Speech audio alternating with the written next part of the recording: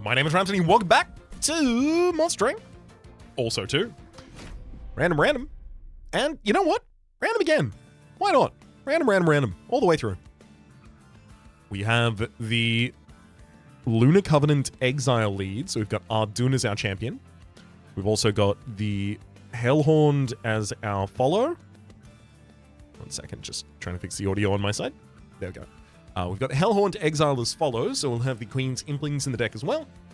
Serapitone's Chosen of Entropy.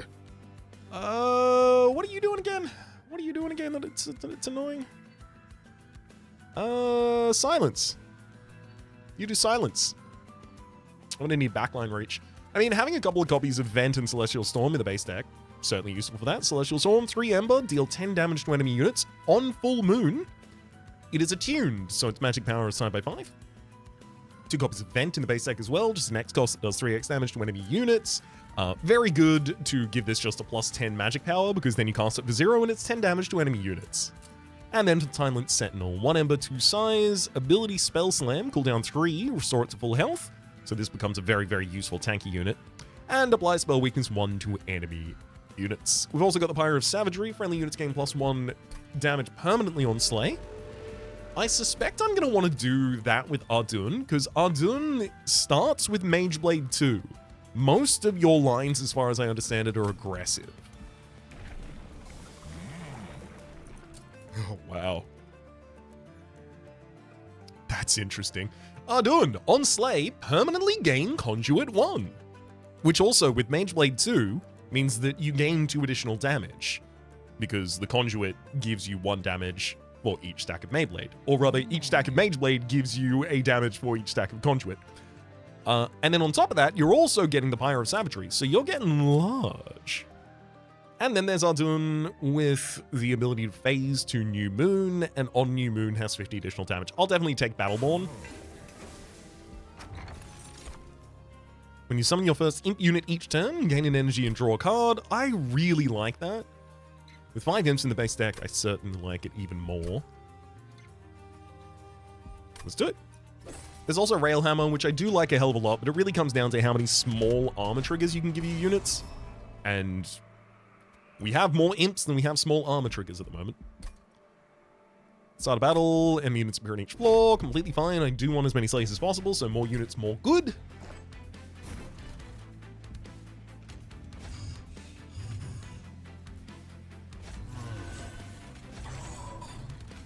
And I want low units to butter them up a little.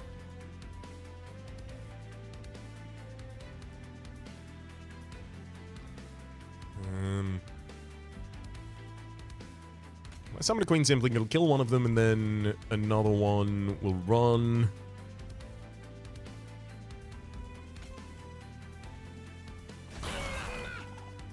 Also draw a card. So now we get to take down all of these units, and we get a Slay on Ardun as well. I'm just going to try and confirm that Ardun slays every single turn. That's the ideal. I can phase and give you Conduit as well. 3 Forsaken, making it up to the next line, is the minimum amount for Ardun to get another Slay, so I will summon a Spear Steward on the second line as well. And then it comes down to whether or not I'm going to Vent. So you'll take 8 damage, 14, 8, 8, 14 is 16, 14 is 30, 10, it'll be 11 and 2, actually, hang on. 42, 11, 55, 3, 58.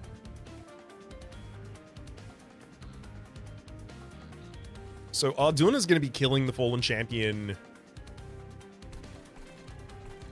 Oh no, only if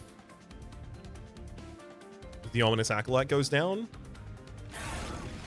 Yeah.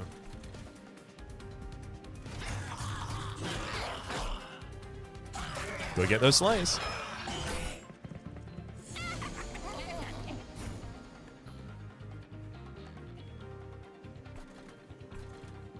I'm more than happy to summon a Queen's Impling and just cycle it through the deck.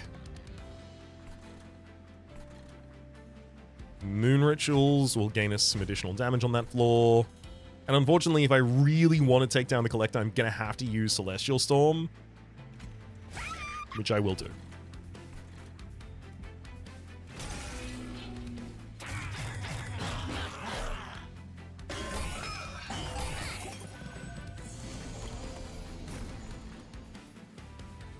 my god, it has literally exactly enough health to survive until Arjun attacks. Hell yeah.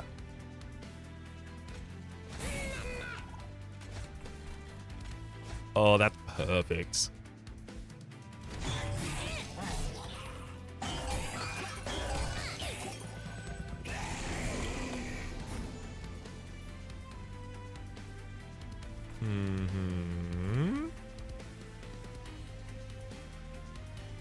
Silent Sentinel, I'm just going to full heal with you right before your AL attacks.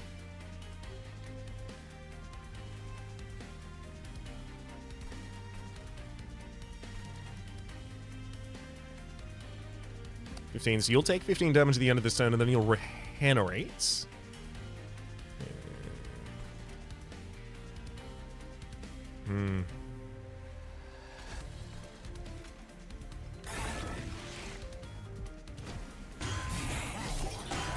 I don't want you to regen if I can stop it.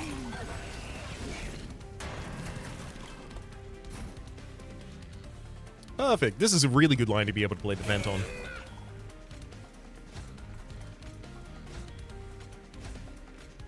Even more damage for Ardun, who I believe has gotten a slay every single turn.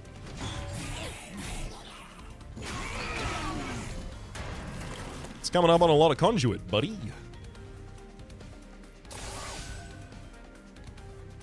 Spell Slam sets up some spell weakness on the enemy. I Moon Ritual 3 times. And now we have an attuned Celestial Storm.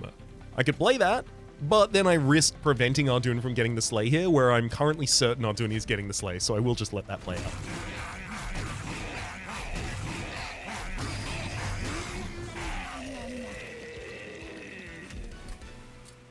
So you have collected 6 conduit, which gives you 12 additional damage, and you also collected 6 additional damage.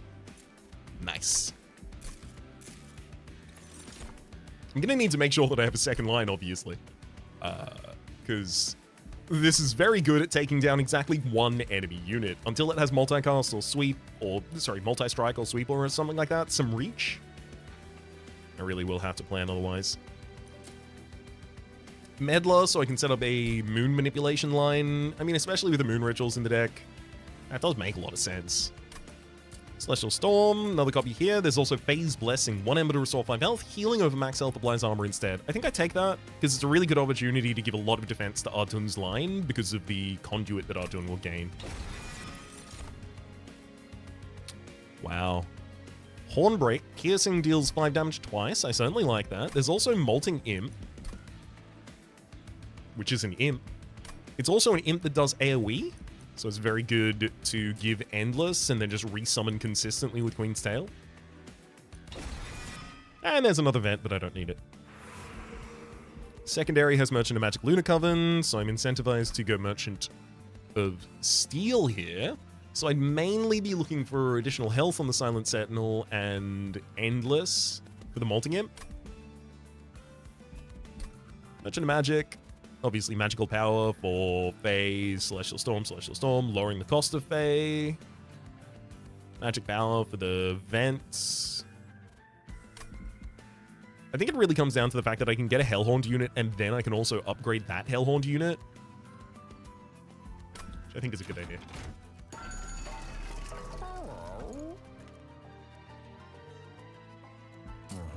Dualism, you say?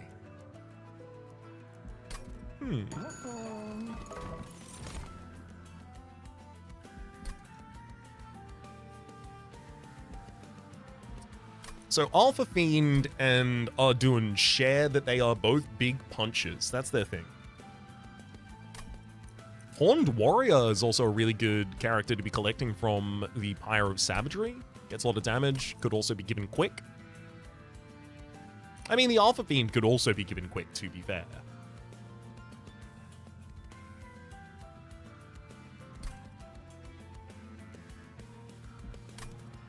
I'm gonna take Horned Warrior. I'm gonna give you quick and plus 10 damage. I can't afford to roll here, obviously. 20 additional health on Silent Sentinel makes a lot of sense to me, and I think we're just gonna leave it there. I don't want to give the 10 rage to the Horned Warrior. It will help you slay a lot, but also I don't think I'm really gonna have too much problem setting up slays appropriately for you. And if I can save a little money here, going to the Merchant of Magic in the next era could be busted. Enemies enter with Titan Skin 1, not really enough to stop much of what our deck does from happening.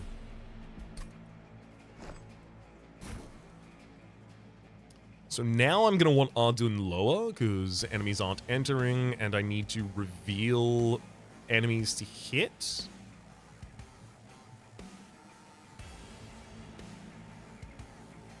Horned Warrior is going to be really good at quick slaying. I think Horned Warrior on the second line with Spell Sentinel, Ardun on the bottom.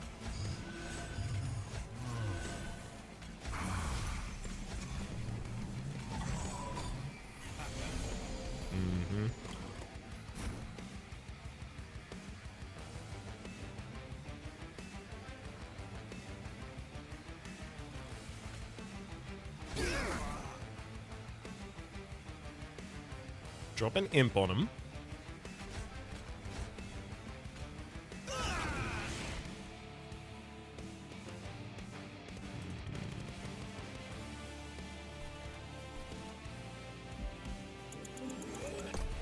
No, I do want the slay. How do I get it?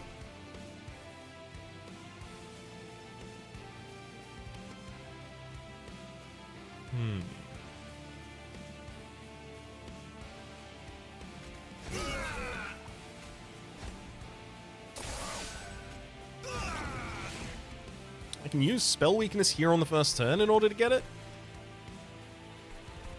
Okay.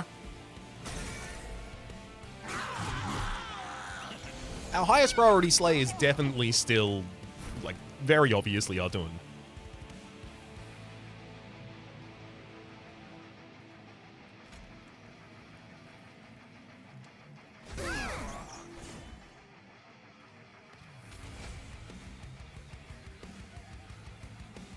Ominous Acolyte is healing 15 after this. Alright. 14 armor for Ardun, please. And then, I guess this is only going to be one slay on the next floor, unfortunately. This Horned Warrior is going to attack twice, and then the Ominous... Well, I guess the Shield Steward will kill the Ominous Acolyte. It's just going to be only one slay on the Horned Warrior.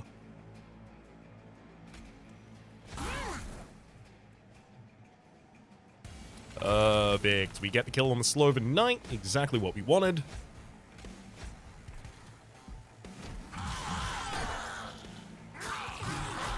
Get him undone! Grow! Celestial Storm is currently attuned.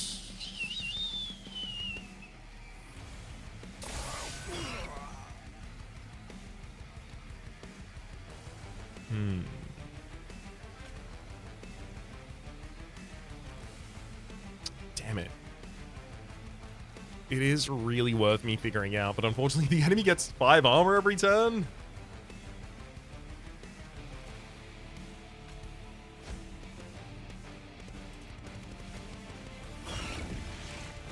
I'm just gonna hope. I don't want to have to calculate the hits.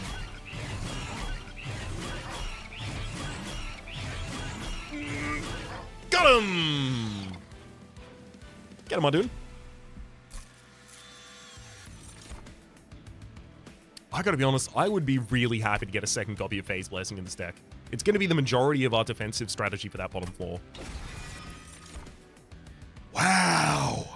Another Molting Imp, but there's important work. 0 Ember, sacrifice an Imp, gain 1 energy, draw 1 card. That and Queen's Tale making an Imp and then this gives holdover, or giving this holdover, giving an Imp endless, and then just playing both of them each turn is so good. I want it. I want it bad. We're even about to go to a Merchant of Magic. And it has holdover!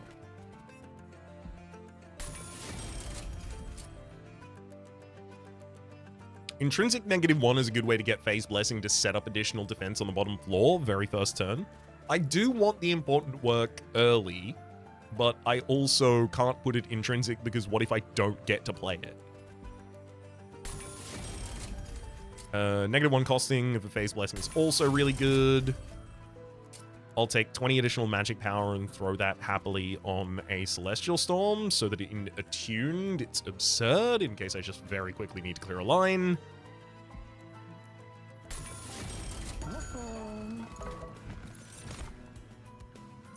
Lunar Priestess, 1 Ember, 1 size, Resolve. Add a Moon Ritual spell with Ephemeral to your hand. It's also 1 size, importantly, which means I can throw you on the same floor as Ardun. Probably behind Ardun, granted. I don't really want a second Silent Sentinel at the moment, so sure. Unnamed Tome, you say? I'm unlikely to be able to support Tome of Horrors much at all. So that's not going to happen. Pyreborn, Tome of Contracts, reduce a unit's cooldown timer by 1. I mean, Silent Sentinel being able to do it. I can throw that on Silent Sentinel. There won't be a problem with that. However, Stygian Guard for an unnamed tome, just in preparation for being able to mute a silence line that's really annoying, or a boss that's really annoying. Give me that. It costs me 1 draw to have satisfaction against some of the worst conditions in the game. Seems worthy.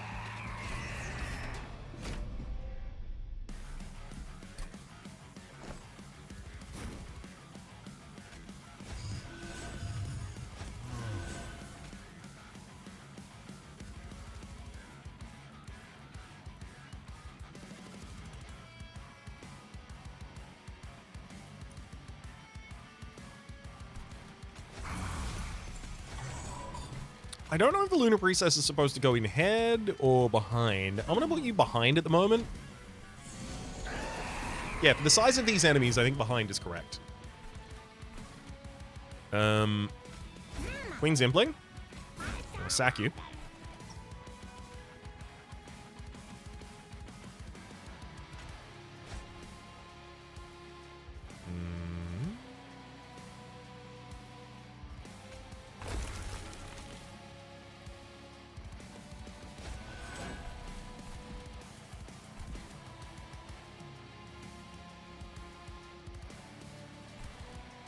I think I can even throw the Spear Steward up on the top line and then vent the bottom.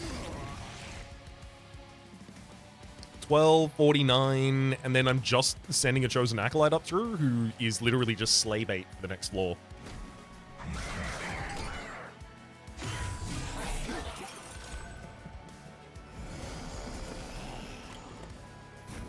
Oh no, I don't have an imp! That's why I need an Endless Imp. So I'll always have access to one.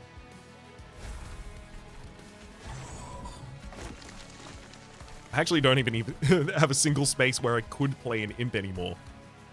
Realistically, that's not going to be a problem long term. Eventually, I am going to be turfing these Shield Stewards, so I'll look for a 2-size replacement.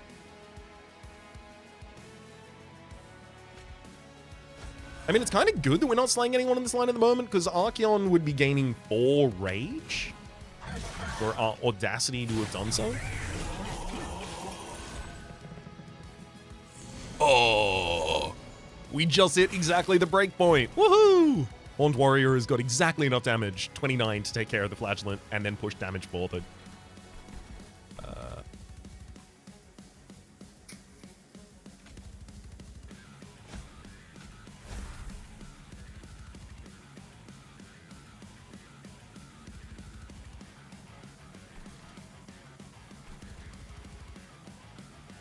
Strangely, I think playing the Vengeful Shard is more important than playing a Celestial Storm on pretty much any line there.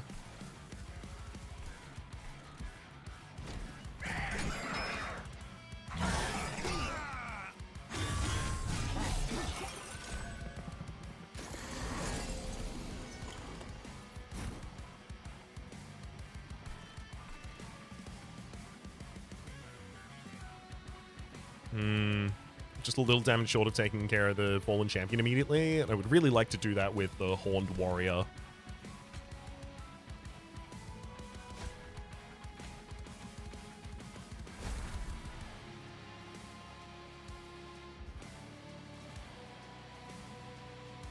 9 plus 18 means we would actually be short on taking out the Carrying Sycophant.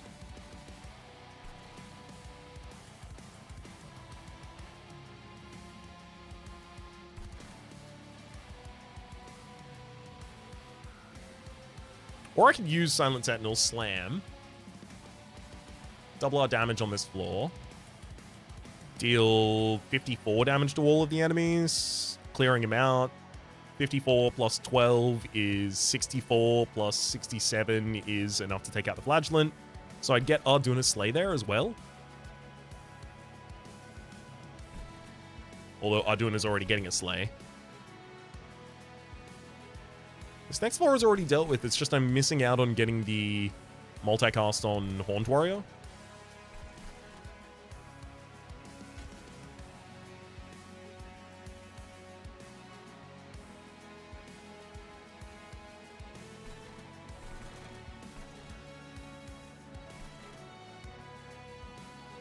Okay.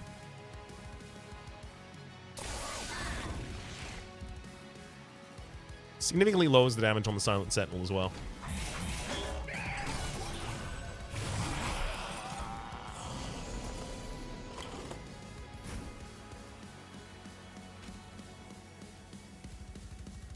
I think it's exactly time to play the Unknown Tome at this point and prevent you from gaining even more rage.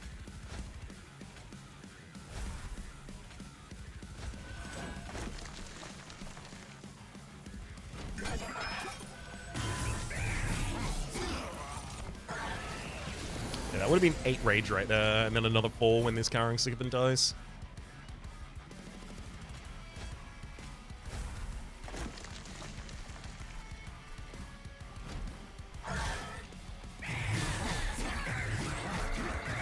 We got 1 Slay with Ardun, the very first unit.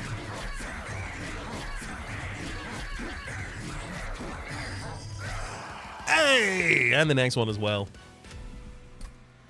15. Oh, wow.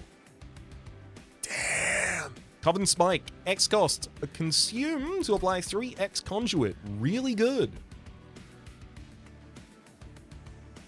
That'll be really important. However, there's also Tidal Turning. 3 Ember to consume. Restore 10 health to friendly units. Healing over max health applies armor instead. So this is kind of like the 2 copies of Phase Blessing that I have cycling through the deck, except it saves the entire line at the same time. I don't think I need it. I think with the 2 copies of Phase Blessing that I have in the deck, especially with one of them being intrinsic, I'm actually okay. I can take Coven Spike instead. Rail Beater, Shade Guard, and Alpha Fiend. I'm not going to want to short play any of my turns just so that I can make sure that I'm in New Moon for the Shade Guard.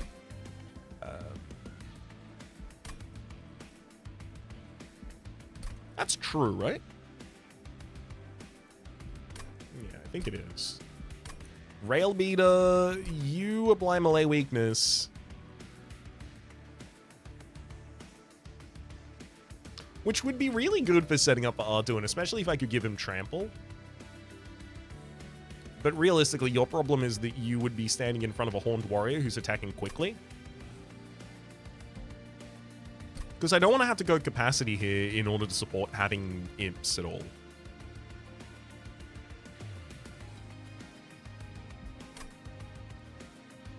So I am looking for something like Rail Beater, or I'm looking for Shade Guard, and then I'm looking for Shade Guard to reduce its size.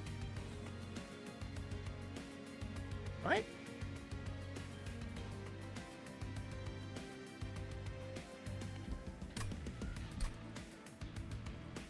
Oh, God. With Lunar Priestess giving us a Moon Ritual every single turn, I can guarantee the Shade Guard ends turns in New Moon if I really wanted to. I'd have to short myself Conduit sometimes to do it.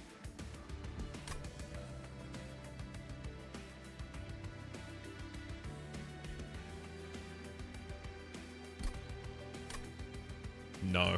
Give me a Rail Beater. Not doing it. Can't make me. Hell's Flame, new. New. I think you'll find it to draw. Merchant of Trinkets with Forgotten Boon next to it is nice. There's also Merchant of Steel Pyramanes. Steel, I'm just looking for defense on Rail Beater, additional damage on Multi-Strike on Horned Warrior, Endless for Molting Imp.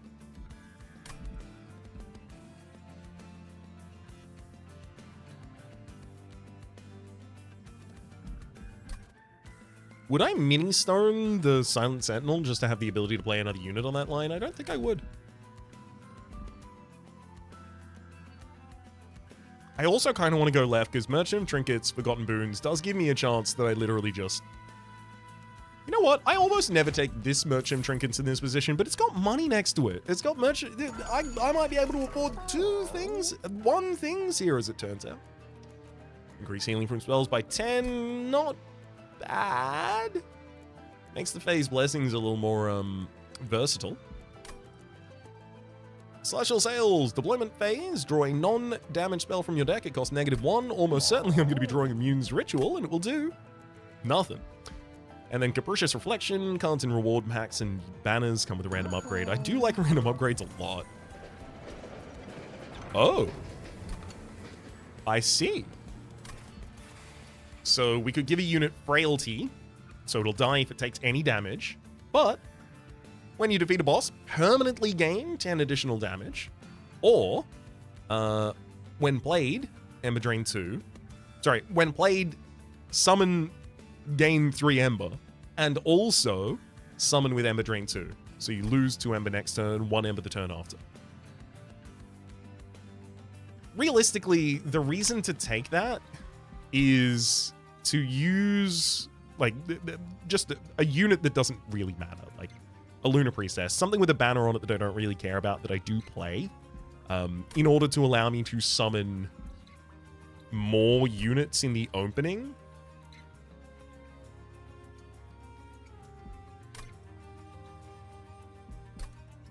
And then I just pay 2 mana on it for the first turn, and then 1 mana the turn after, and I'm fine. Celebrating to gain additional damage would give a lot of damage to the Horned Warrior, but, like, we've got 1, 2, 3, 4. 4 more battles, so it gains 40 additional damage over the course of them. Which, obviously, with Multi-Strike is 80 additional damage, but still... I think I'm probably better served. Oh, that's an argument to make, isn't it? Put it on an imp, give that imp endless eventually, and then just try and play that imp every turn. I want to do that. I simply want. I'm actually in the middle of deciding that I should reroll here, because I'm only going to be able to get 1, and I might as well get 1 that matters. And Kingdom Tears is fine, but I could also just pay 20 gold for a magic upgrade on a spell and I'll be fine. Interesting. Odie's Totem. God, if I did that in the other order. Odie's Totem. -3 deployment Ember, which means I will have 2 deployment Ember total. But 1 additional Ember per turn. Honestly, I'm doing it.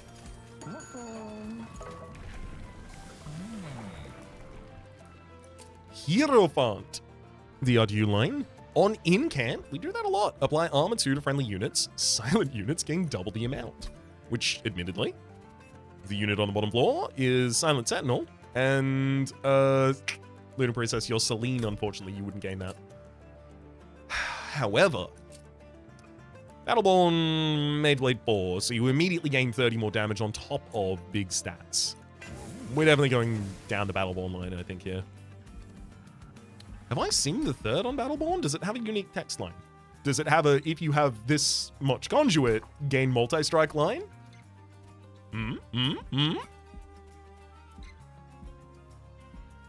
It does not, no. It just gets the Mageblade 6. I literally haven't even looked into the other lines. I'm not...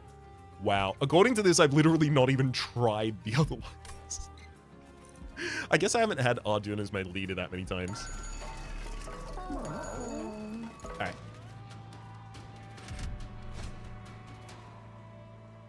A penitent prayer stone spawned on each floor. 4 spikes, so that will absolutely kill my Horned Warrior. But I'm not playing Horned Warrior right now, because Odie's Totem is not going to let me play it in the opening. Fallen Executioner. I mean, realistically, I need to play 1 spell pretty much every line so that I can take care of Misshapen Fiends. Do I set up on a top line? Ajax saps our units. I think it might be correct for us to set up Ardun, Lunar Priestess, and Silent Sentinel on the very, very top line, and then just use the other lines to try and cast spells to take units down. So I'm basically trying to hit Vents and Celestial Storms, basically. But I think I can do it, and I think 150 gold is a lot of gold. Merchant of Steel with an armory and a Celestial Arcode behind it.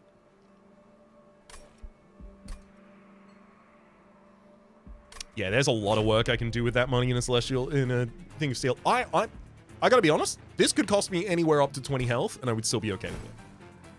Obviously, if it costs me the run, you know, maybe I shouldn't have,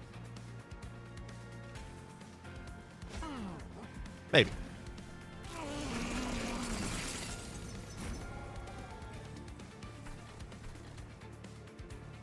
Ardun will slay that. Thank you, Ardun.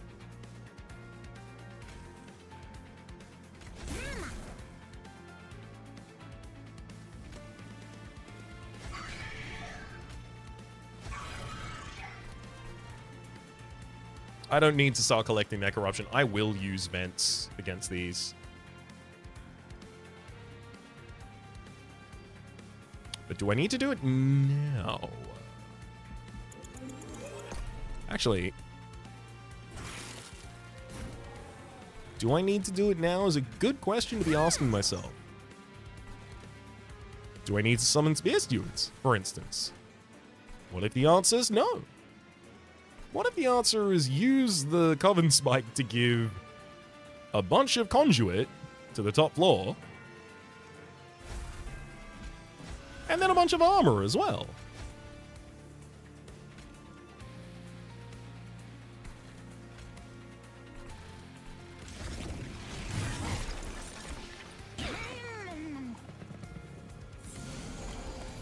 Ooh, Hasted Malevolent Hunter comes to the top floor this round. That's a shame. I'm not going to be able to kill that with anyone except for the Silent Sentinel, who will attack it first.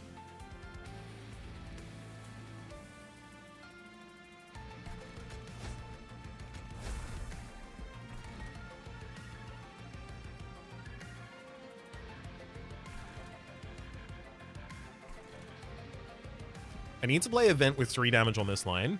Not a problem. I can sort that out.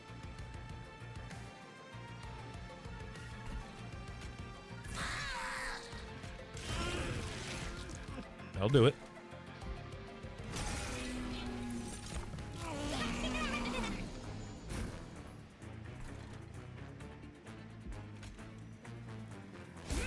Get him, Impling.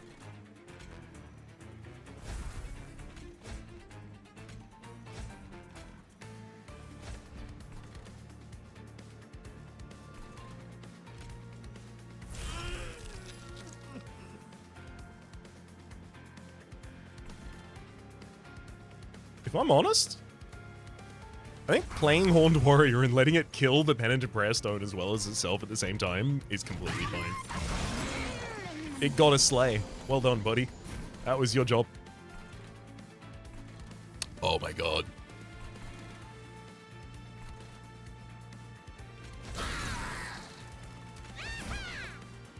Multi-imp, important work. Love to see it.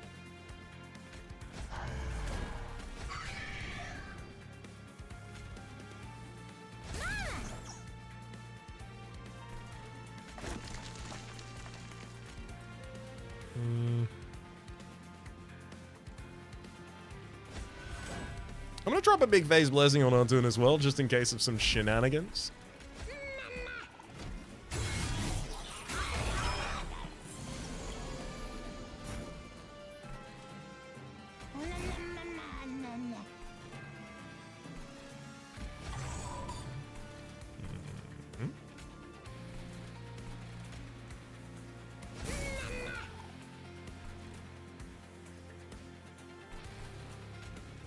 All the moon face for Ardun. Good.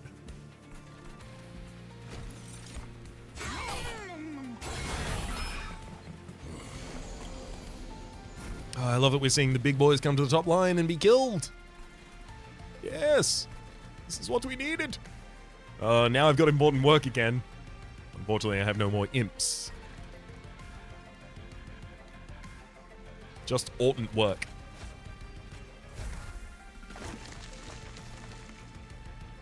Ajax the Unyielding, I can just mute you later. I don't need to mute you right now.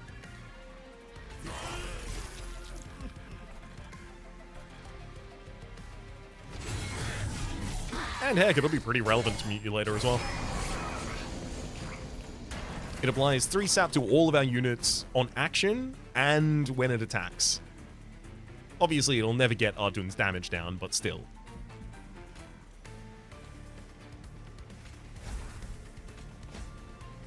Slight annoyance, to be sure.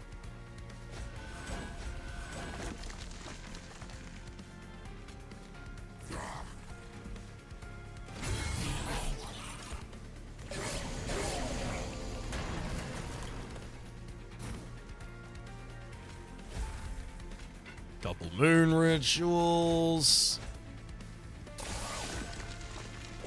There we go. I hope it's the one that does like 14 times the damage of the next most damaging unit on the field that actually kills him. And it was. Planetarium, grant units conduit 5. I will note, that's only going to be 15 additional conduit on that top line. That's not really that big.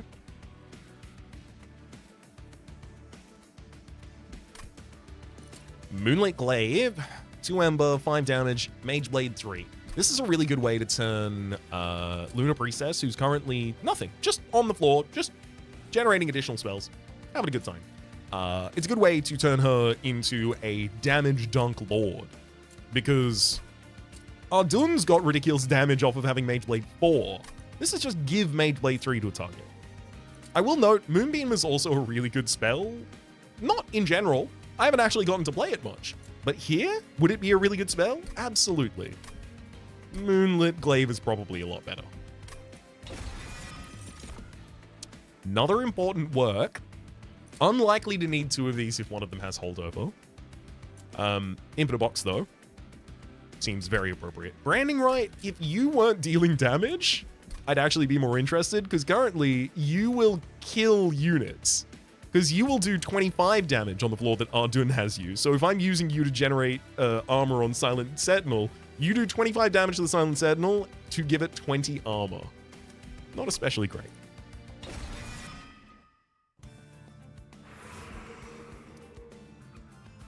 Oh, I gotta say,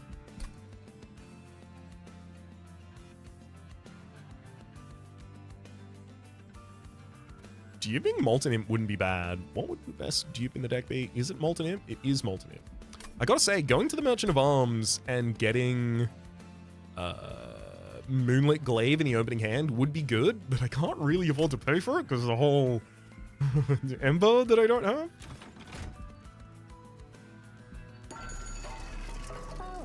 Smidgestone and Titanite, you say? I mean, Titanite 100% goes on Silent Sentinel. We've just halved all of the incoming damage on them. Insane. And I will just do that.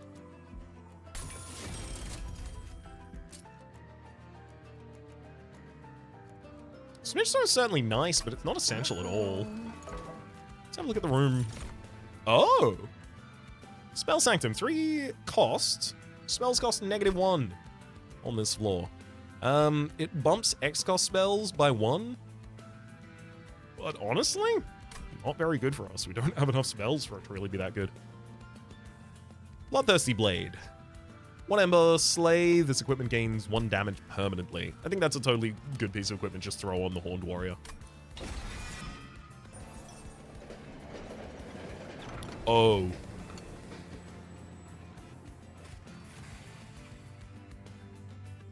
Oh. You just gave me Endless. the thing that I can put on a molting imp? Like, sure, yeah, you will, sure, I'll have, it'll gain a random equipment every single time I play it. Okay.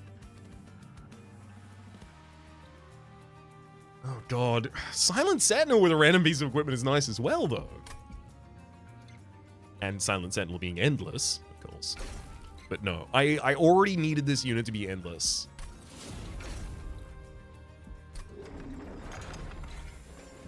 Also, now I have 2 followers in the deck, so I should probably give them some damage.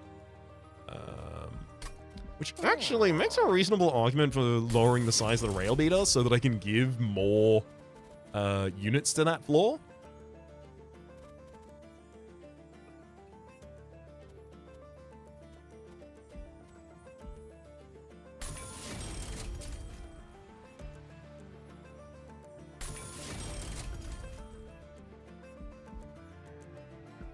Followers are going to get pretty large.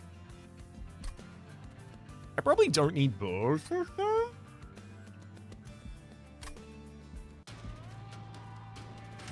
They're not banning units as well. Non-boss. Front non-boss in each wave gets reanimate. That's just the ability to trigger another slay, thank you. So they'll have big, tanky frontline units in this fight. So I should do something like this. Contest them on the bottom line, and then clear up the other units on the top line with the quick attacking Horned Warrior.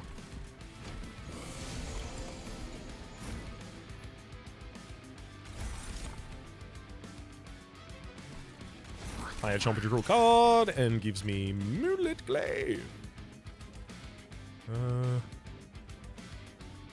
Oh wow, Celestial Storm is already ready to do most of the damage on the floor. I'll let it do that. Because there's still targets to hit consistently here.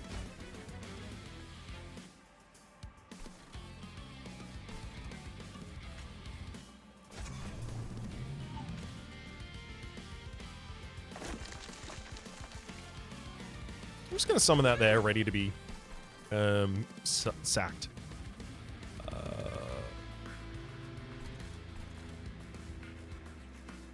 I can hit your spell button next turn. Or the turn after, or the turn after, or the turn after, or the turn after, etc., etc. So I'm going to hit Phase Blessing just to defend both of my backline units here.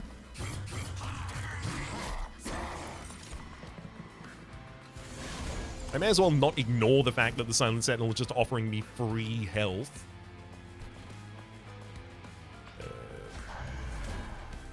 Oh, hang on. No, I do want Pyre Chomper to die. Do I?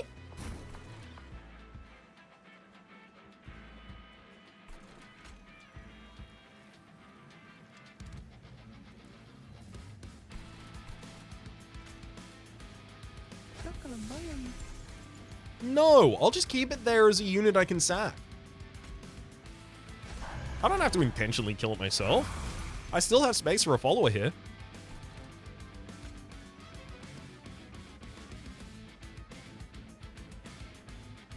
I mean, you might sap my units, but the Mageblade gives them more damage than you take away from them, so I actually still do this.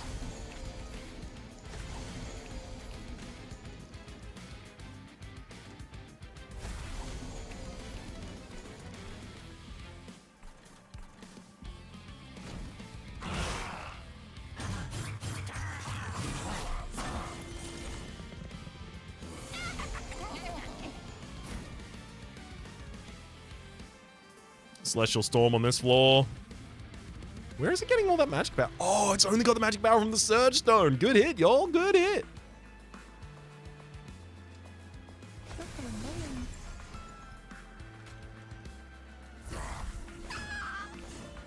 Then Bloodthirsty Blade.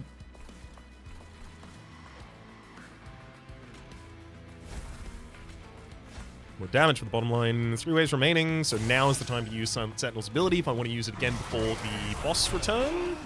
Boss spawns, rather.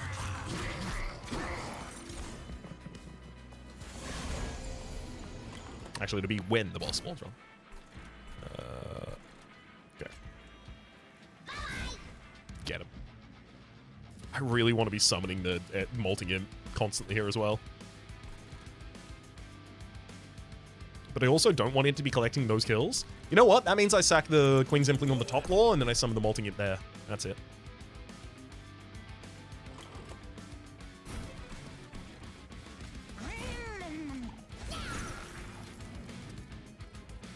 That's so cool.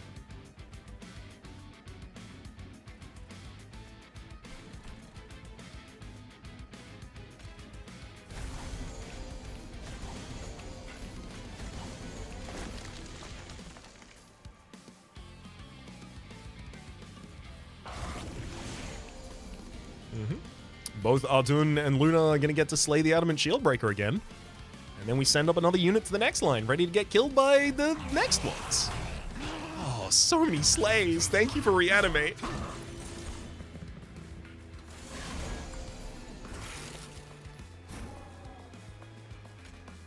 Get him. Welcome back.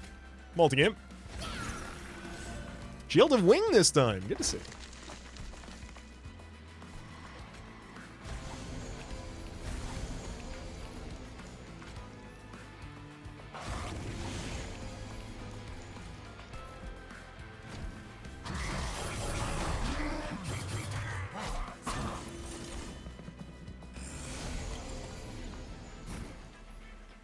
Just in time for the boss, we have unnamed Tome, Silent Sentinel.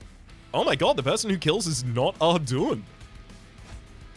Okay, now it is probably Ardun. Whew, all it took was a little bit more.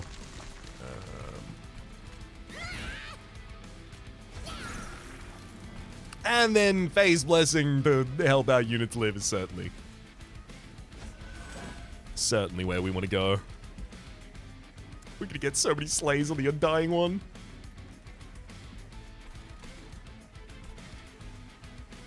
Actually, maybe I didn't want the Silent Sentinel to get that health. That's actually probably true. I'll give it to Mageblade. So, Mageblade, his name is Ardun. I just nullified him down to the core concept of, yeah, dude does Mageblade, though, so that's really how I think of him.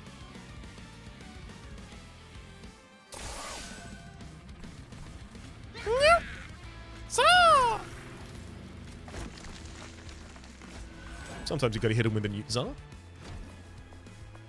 Overgrowth Carapace couldn't trigger on the... Oh, every time I resummon that, it gets a different equipment. Okay, I'm never gonna fish for that. I'm never just gonna fish for a random equipment from that. Oh, look at him slaying! Look at him slaying one after the other!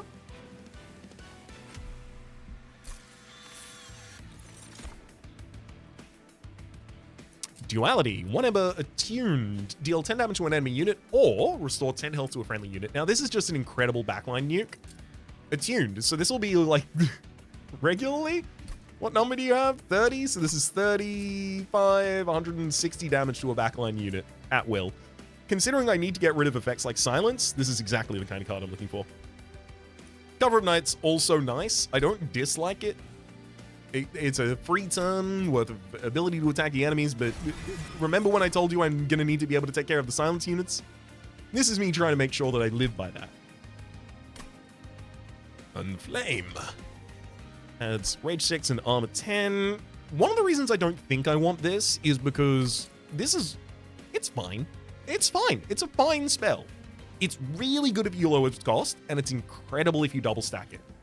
But I have a lot of things in my deck that I would already want to double stack instead. Unnamed Tome is an example, but probably the last of the examples, if I'm entirely honest with you. The double stack really wants to go on Coven's Spike, or doubling the conduit it applies. I could have sworn I had another spell that was actually relevant to. Yeah, it's that and Unnamed Tome.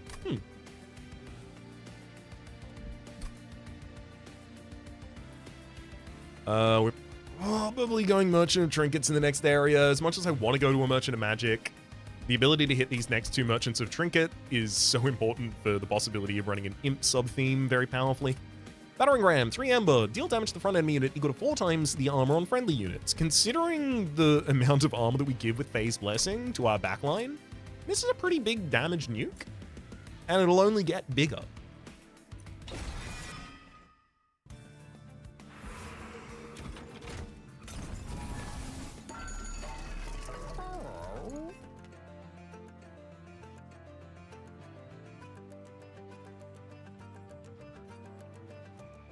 Friendly units gain stealth 1 on summon and slay.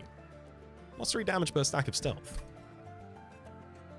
I mean, it's a way to prevent Ardun and Lunar Priestess from being targeted.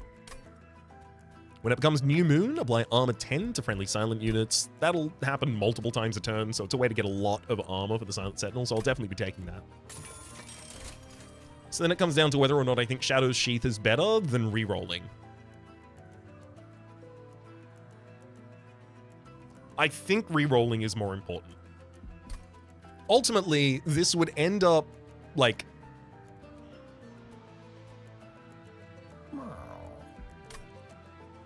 It's good. It's really good. I don't have units that are trying to respond that I would have to... Well, actually, it's kind of annoying because it gives Molting Imp stealth when I summon it a lot of the time because it's trying to kill enemies. That's why we do this. That's why we absolutely do this. Summon triggers an additional time. So it's going to equip 2 pieces of equipment, which is fun. But more than that, it's going to give me 6 Ember, and it's also going to deal 16 damage to enemy units in 2 discrete stacks. There's also an Empyrean Well here. Duplicate any card except your champion.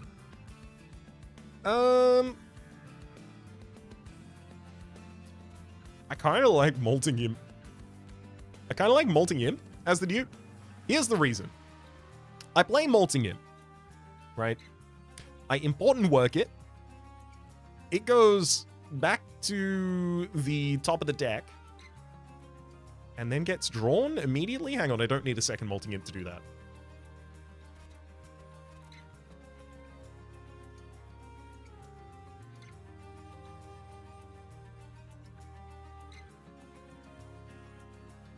By Jove, the answer actually might be something else.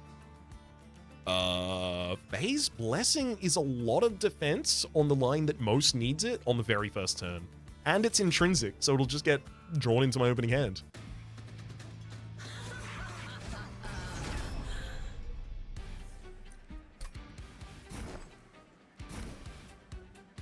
Big attack bottom line.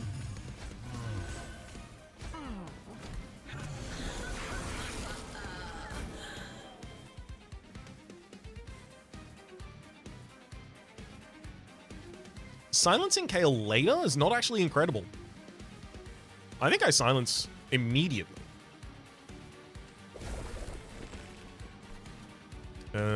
Let's get Queen's Impling on...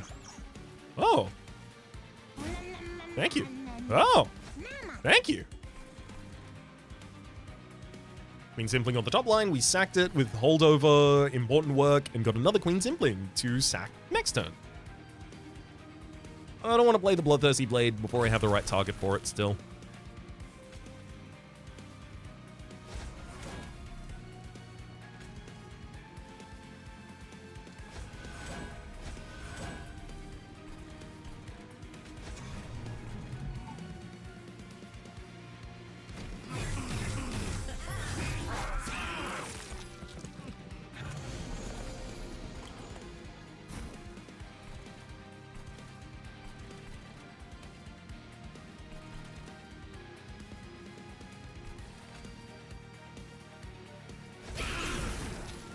Hit him with the Molting Imp summon.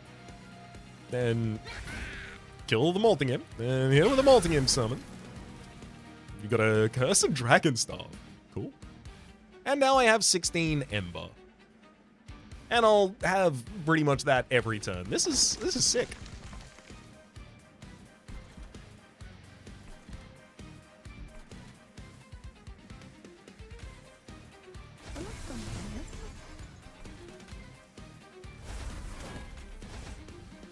Chosen Supplicant's going to manage to make it to the next floor, unfortunately, but that's fine. Not like I can really intervene with that here. We'll always have a target for sacks, so I may as well chump with the imps now.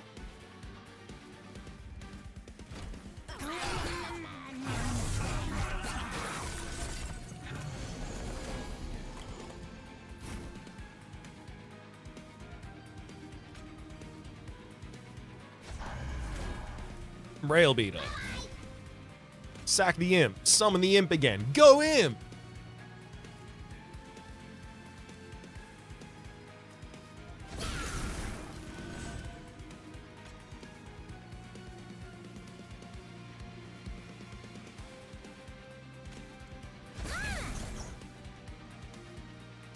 I can't do enough damage so that the follower doesn't have to hit. I can with the Celestial Storm, which I probably should. Oh, but Celestial Storm also clears this line. I'm fine letting the follower die. It'll be dying killing the Chosen Supplicant, so it gets 1 permanent additional damage, and realistically, that's not really how I do my damage. Should I save it?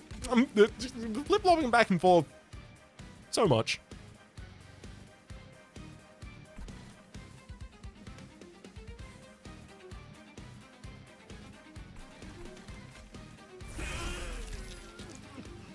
No.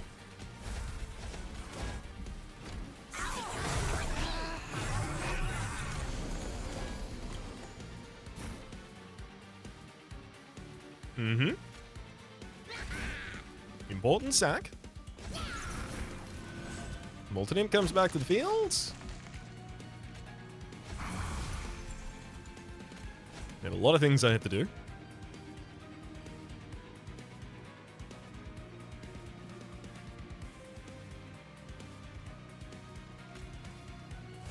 I suspect one of them has played the Celestial Storm and just punch all of the damage directly at Kale.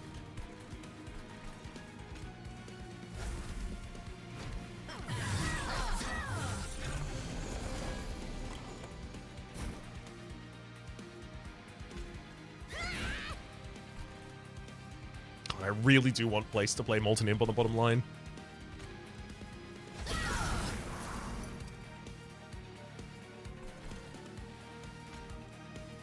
Battering Ram's so good.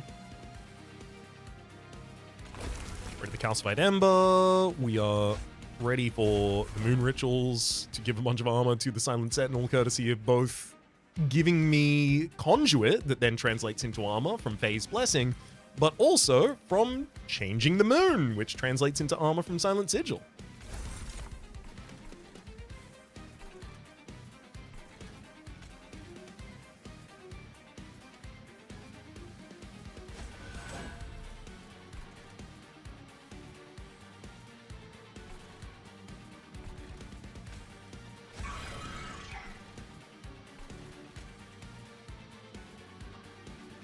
By battering ram the bottom line, at least I can kill all 3 of these targets.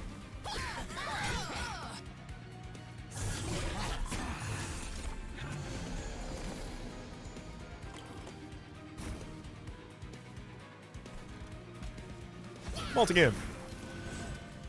Sack it. Multi-game. Oh, it's such a good jump blocker. If I use Duality to take down the frontliner, then this line is capable of getting a Slay on each target, and I would love to see that happen, thank you.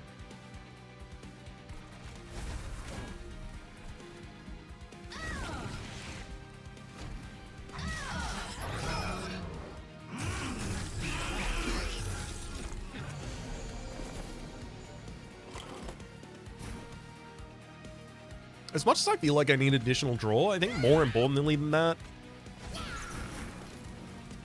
what I actually need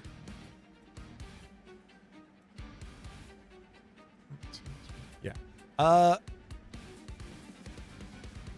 I actually need is just faster scaling, and I could do draw to get that. I could also remove cards from the deck at this point. There's a lot of cards that I'm just not playing. Ever.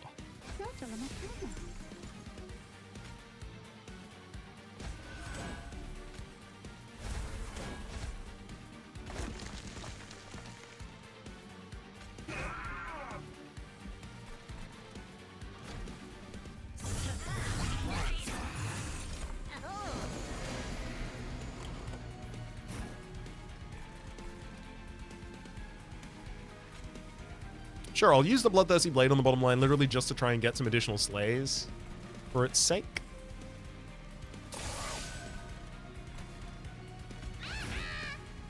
Sack the imp, summon the imp.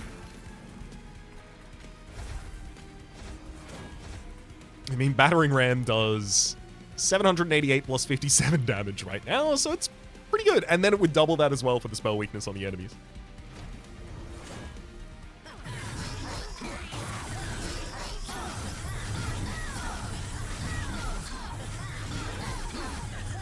I'm glad I gave armor to my backliners because Kale did manage to gain spikes.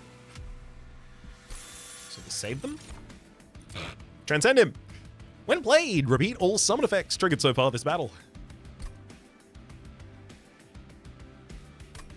Yeah.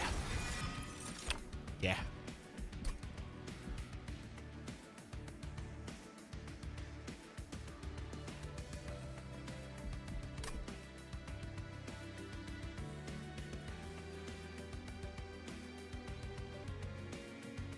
All right.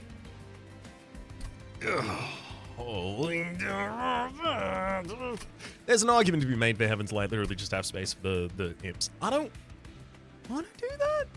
I don't want to do that. I don't want to do that. I don't want to do that.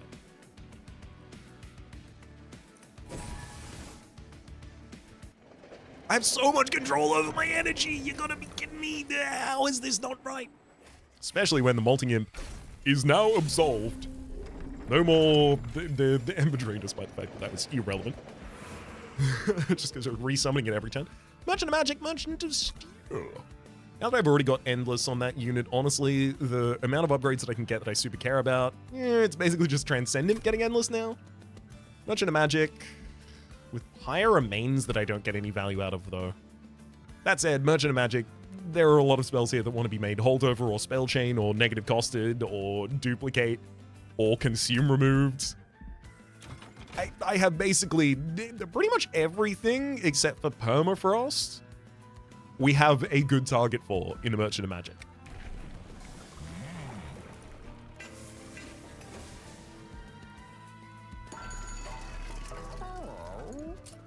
-1 intrinsic. I mean, if my imp was definitely in the opening hand, it goes really well with the important work. But if I don't have an imp in the opening hand, it screws me. Heal your Pyre by X cost. Honestly, putting that on Covenstone and just having the ability to heal the Pyre by X is nice.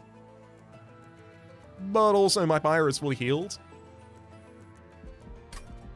How often am I actually going to use that?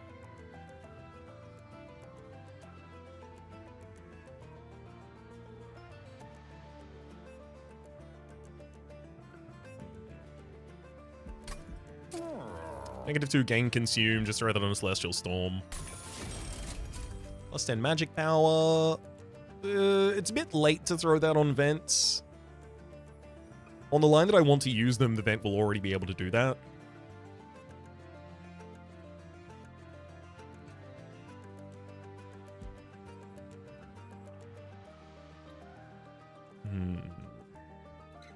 I don't think Duality needs intrinsic.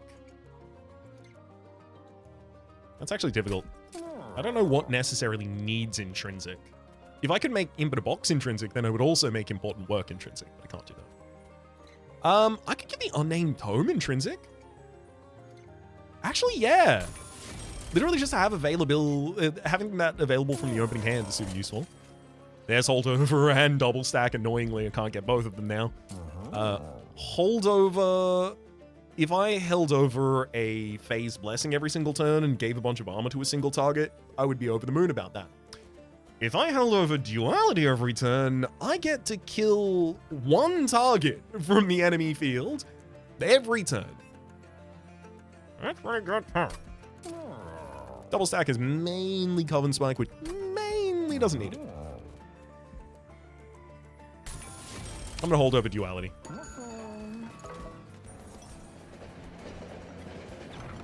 Oh boy, the Titan of Savagery. You're giving a unit an upgrade.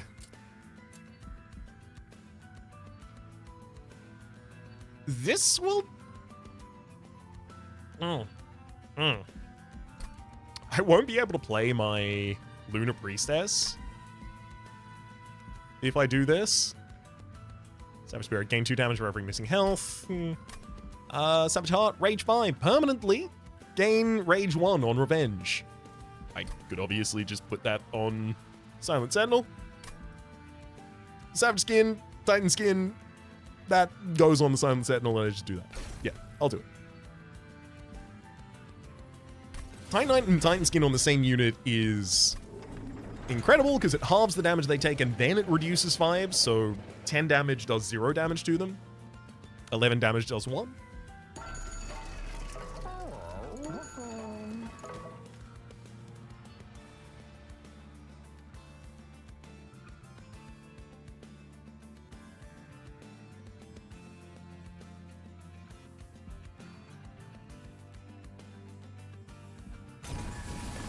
Save the money. The fact that I'm only going to be able to play 2 things at the very start is concerning, certainly. Oh, this is a problem. So we've got Discordant Heretics that can be spawning every floor. We've got start of battle enemy units appear on each floor, which means on the top line, they are just going to kill. Unless I get like a Molting Imp. Because they have spell shield, so I'm not going to be able to kill them with spells. Queen's Implings will do decently as well, though. Because they don't come in with damage shield. I think this is going to cost me like 20 health. 20 health? I think it might cost me 30. But I want it. I've got to play Savage Sackles, I've got to play Ardun, and I've got to play Silent Sentinel. That's my setup for the bottom line. And now I have to figure out how I deal with those next ones. Ooh, no imps. That's really bad.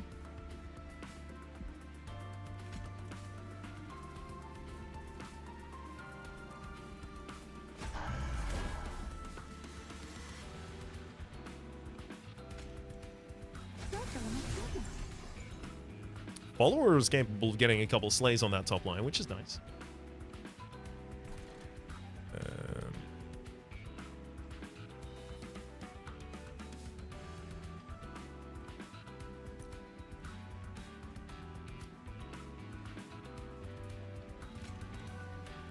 I think using Moonlit Glaive to spike the damage of Silent Sentinel so that I can slay a frontline unit and then the next and then the next is going to be more important.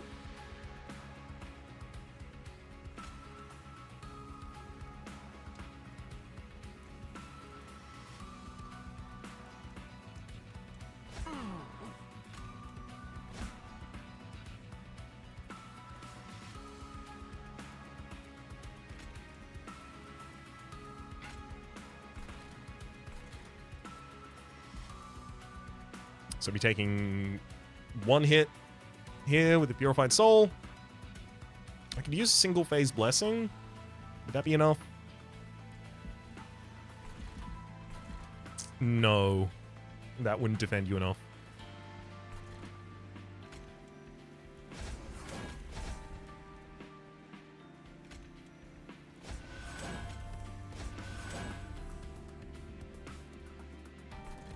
This Discordant Heretic is going to be a little bit of an annoyance, but I'm going to very quickly get to the point that the Celestial Bastion in the front line is going to get killed by Silent Sentinels.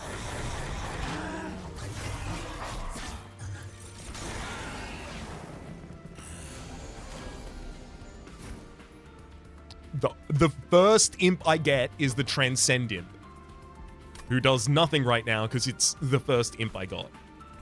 Buddy, that's not okay.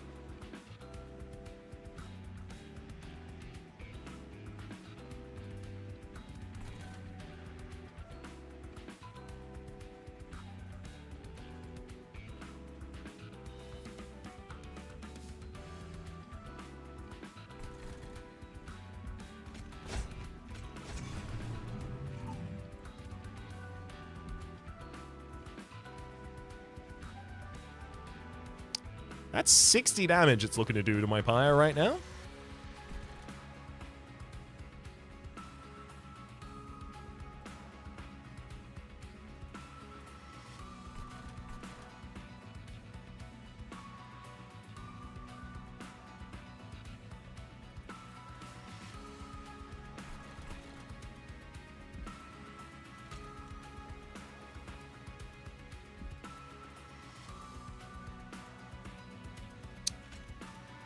I'm going to play a Transcend Imp as a chump block, so that I can draw another card and see if I can use any of those to save me.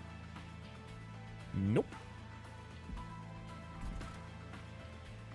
That was a god-awful draw order, I do have to say. Queen Simpling, Queen Simpling, Queen Simpling, Queen Simpling, Queen Simpling. Any of those would have been incredible. Molten Imp obviously would have immediately won. Imp in a box, incredible. Another follower or Horned Warrior, incredibly useful.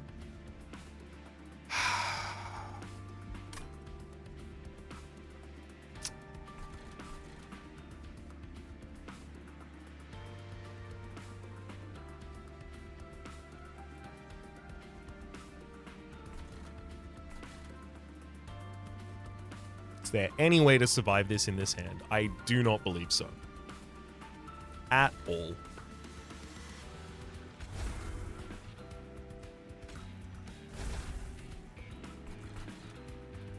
Alright. I'm going to set up differently and see if I can save this. Because we are 2 turns into the fight. And also because... How dare it?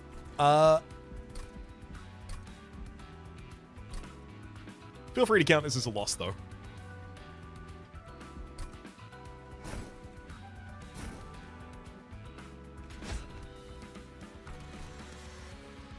So if I really, really, really, really don't care about curses, I summon here.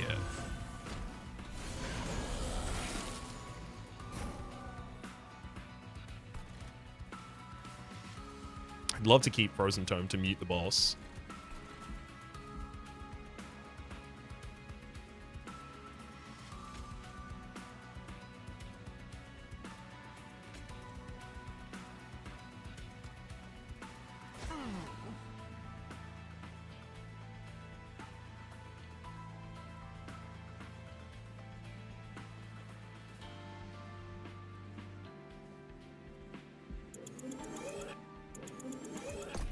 Alright. Let's try something stupid. Follow up. Give you Moonlit Glaive. That's going to be capable of pushing a lot of damage.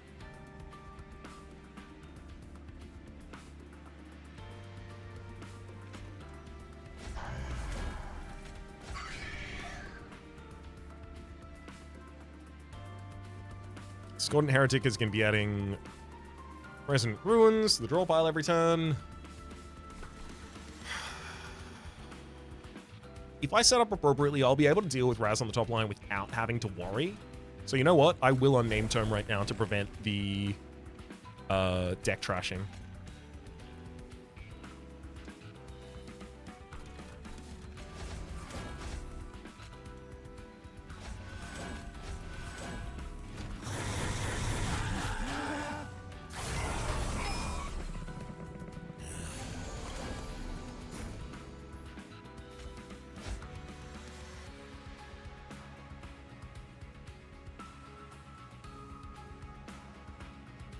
I'm going to use a Moon Ritual on the bottom line. Oh, it's not enough? Damn. It won't be enough to set up for the Coven Spike to be able to kill the Discordant Heretic in the back line. So I won't do that. Moon Ritual can go back on the top line again. I do want to just let the Transcendent cycle, and if we're not dying this turn, we absolutely still have the opportunity to do that.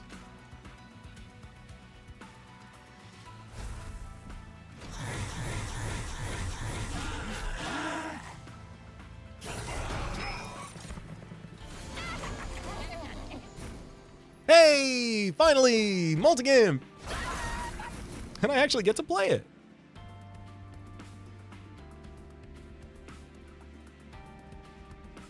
If I only had the ability to win can 4 times on the bottom line, it'd be useful.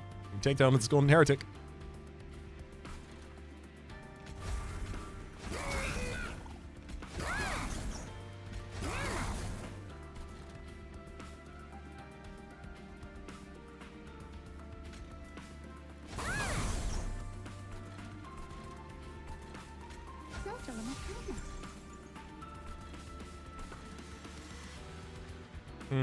Discordant Heretic is still going to make it to the very top line courtesy of the reanimation. The pure amount of reanimation.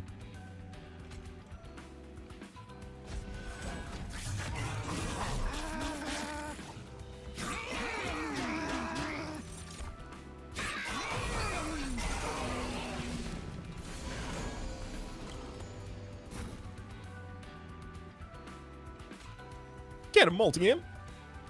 Just short of being able to take out the Discordant Heretic in the back line again, though. Oof. And it always will be. At least until I get the ability to play it twice a turn using the holdover important work.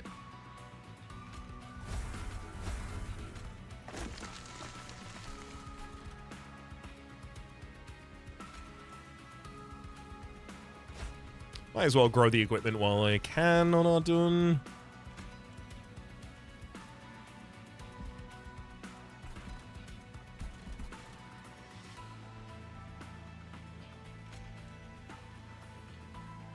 Celestial Storm the bottom line so that I can kill the other Discordant Heretic next turn, just cover that way.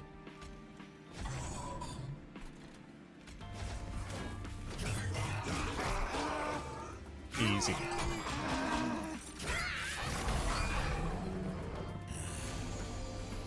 Two 500s coming on though, but Follower of Grace and Ardun are pretty much ready for him.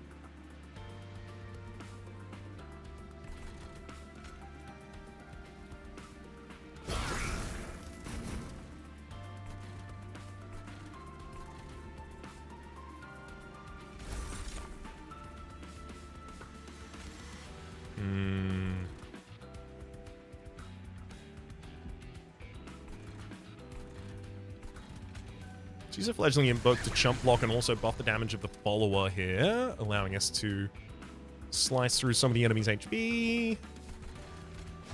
Pepper him up a little, get him ready to die.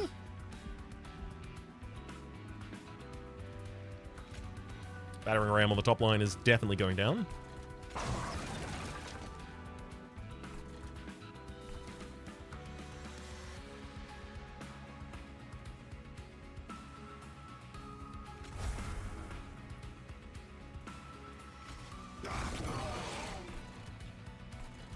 Hit that bottom line with another vent just to prevent the curses again.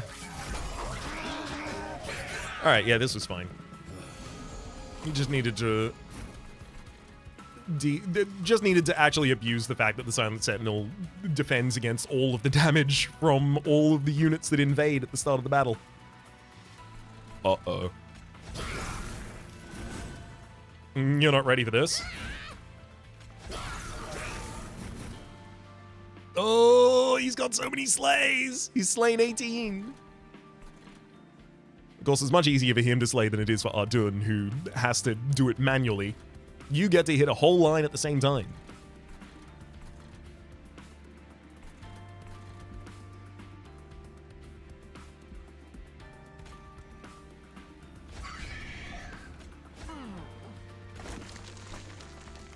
I do want to play Duality.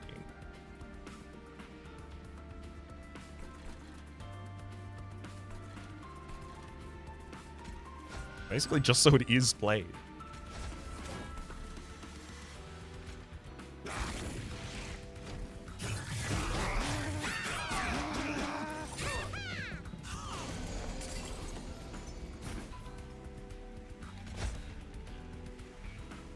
I'm gonna have to incant on your floor once, which means I will be giving you spikes, but thankfully, I've got armor on Ardun and follower, so I can ignore the outcome of those spikes, basically.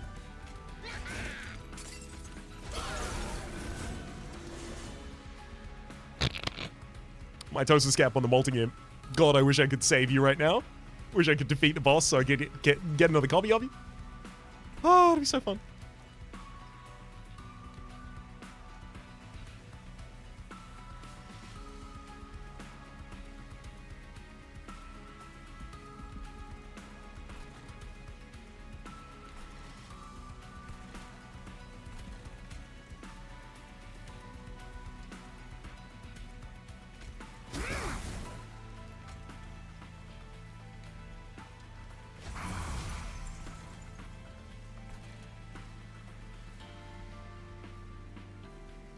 I don't think I need to play Duality at the end. I've got enough to kill all of the units, so it's time to stop bringing this back.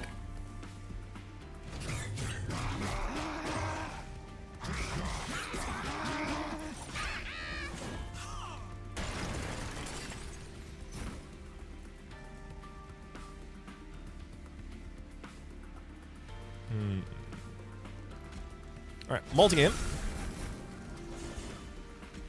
Important work. Sack it. Bring it back to my hand. Then it's time for the Transcendent.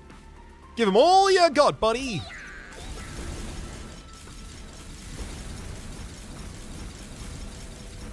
That's a lot of instances of damage. We just gave a Thane, 160? You know what? I can't actually do that. I make a Thane so powerful. Every time we hit the prayer stone in front of them, the Thane gains 5 additional damage. Sorry, 4 additional 4 additional damage, yes.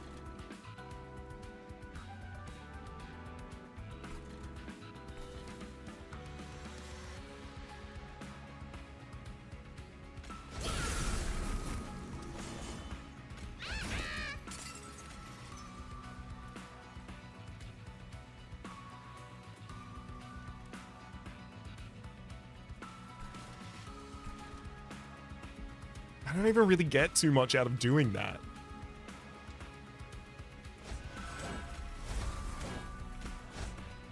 I should stop.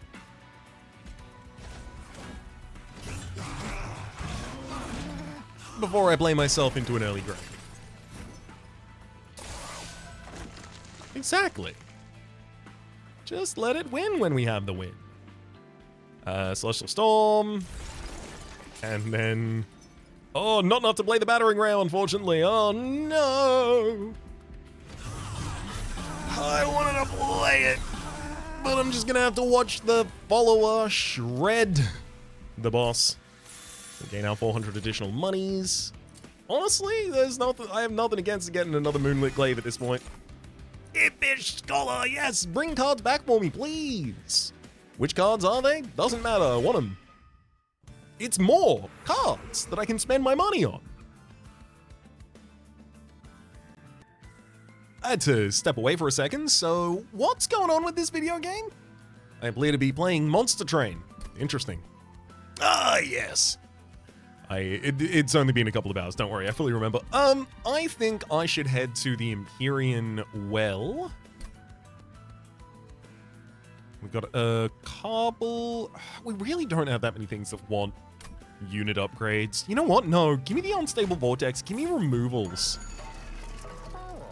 Play 3 different kinds of card in turn. Draw 1, gain 1.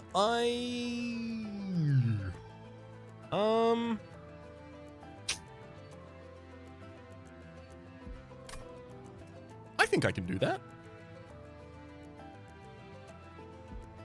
Start the turn, friendly unit gain +5/+5. Then you're the one on the floor. Not gonna happen. Not how we play this video game. Scotch Steel for a little bit of armor on deployment. Not especially relevant. I'll take the reroll. Conserve energy between turns is insane. Friendly units gain +3 damage on Slay. I mean, it's nice, but entirely unnecessary here. If I can find something else worth doing, I'll do it instead. Overgrowth Carapace. On resolve, gain a size. If there's no more size to gain?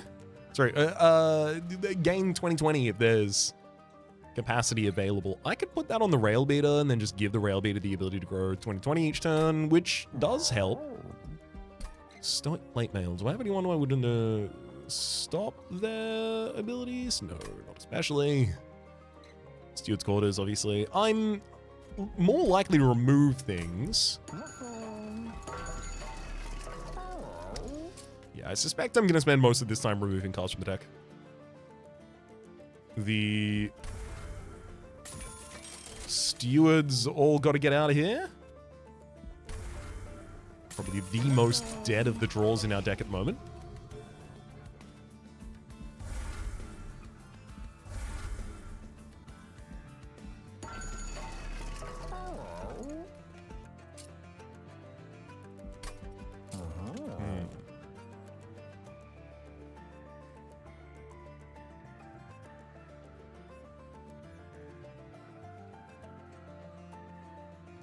See, I can remove more cards here, but I don't need to at all.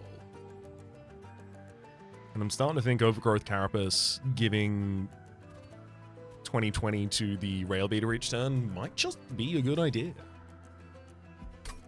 Makes supporting a secondary line a lot easier. Sure, I'll reroll here and see if I find anything I want. Swift Steel Dagger, the ability to give a unit quick. For Ardune, that's the ability to slay an enemy before it strikes us, which is incredible. I'm so glad I kept digging. All right, Seraphiturnus, I think I got your number, buddy. It's 7 of clubs, right? I knew it. So if Shackles go down, bottom line, I'm gonna need Ardun and Silent Sentinel. And I'm gonna need to make sure that I hold over the ability to kill a unit each turn. Alternatively, because it's only the silence on the bottom floor I really need to worry about. An alternative preparation would be Silent Sentinel Ardun's second floor, giving us the ability for the cycle of imps on the bottom line, especially for Molting Imp, possibly then becoming my way to clear out the silencing units. Oh no, that wouldn't be a good way to clear out the silencing units, because the Molting Imp would summon and then not do anything because it's silenced.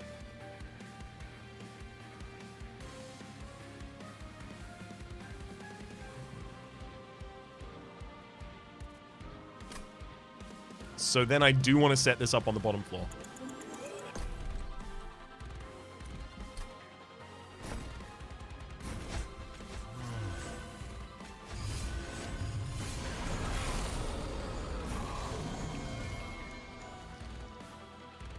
You really gave me the Savage Shackles in the opening hand. Wild.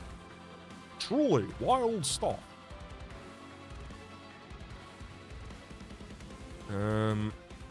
I could use Unnamed Tome, save myself 5 turns worth of entropy being added to the deck. That's not bad. And then I could even fish the tome back with the Impish Scholar.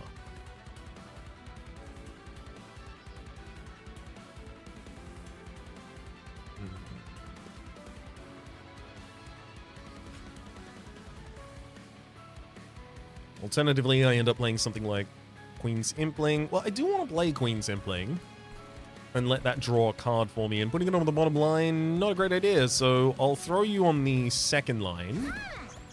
Draw my additional card. We get Horned Warrior, quick attack. It'll be useful next floor, certainly.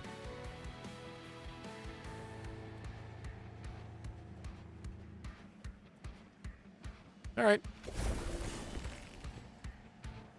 I'll use the Tome, I'll summon the Horned Warrior on the next floor, a Impish Scholar to only bounce back that one spell, but it's a very important spell. Don't want to be caught without it. 2 Moons Rituals for the bottom line. For a little bit more Conduit, we can get rid of Vengeful Shards and then just Phase Blessing for a whole mess of armor.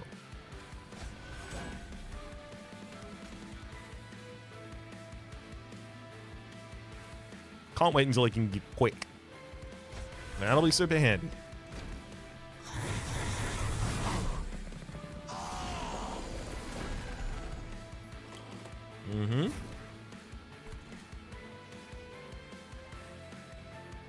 Very glad I managed to draw a Vent so I can kill the Chosen Ardent.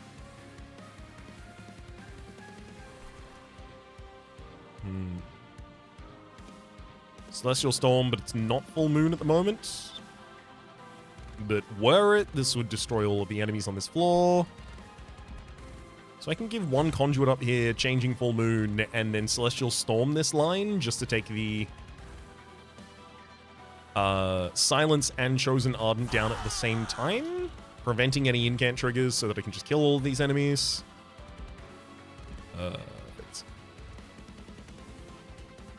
Summon a Queen's Impling on this line. Pop 2 of them. Kill the Queen's Impling. Give me a follower. Nice. The quick Horned Warrior is going to attack twice first. We also finally got our Swift Steel Dagger, so we're going to be able to attack early with Ardun. Oh, hello, Molting Imp. Gosh, I really want to play you on the bottom line, but then I won't be able to kill you. I want to play you on the mid line, but then I won't be able to use you. Okay, and again. Alright, this time we're in it to win it. We'll finish the fight before I have to go and take another detour to do other things. Alright, Multigimp, do you want to go on the bottom line? No, I don't really want to stop Ardun Slays, but it's not really important anymore. Ardun... How important is it? Because I want to put the Multigimp on a floor where it will die. But it won't die if it kills the enemies. And unfortunately, it's set up to do that.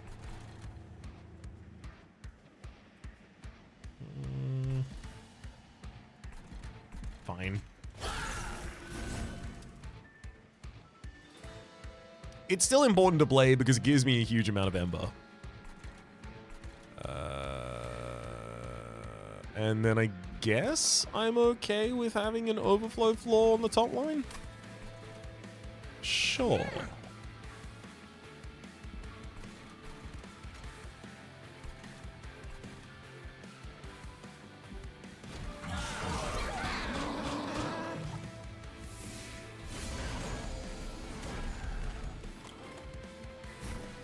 Oh, hell yes. Important work. Welcome back.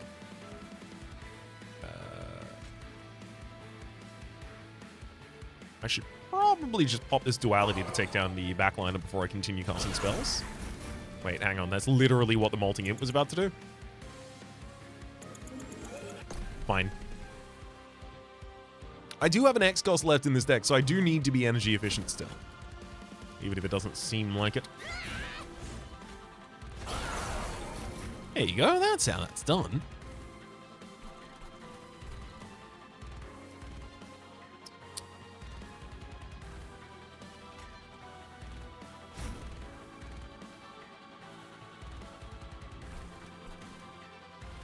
Lunar Priestess needs to get down on that floor now as well. Unfortunately, I don't have any directed damage to take out the Molten Imp again. That's okay, I'll just have to play Lunar Priestess in the next cycle. Bloodthirsty Blade. For you. I just really wanted to also play the Moonlit Glaive on Lunar Priestess here. Alas. Not for us. In order to make sure that I'm holding over duality, I will happily throw it.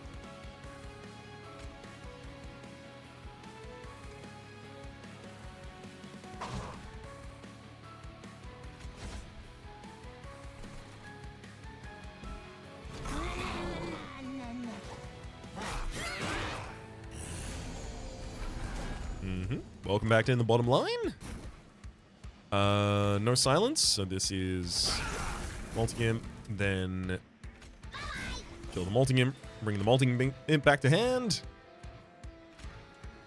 I mean, Battering Ram is a huge amount of damage here.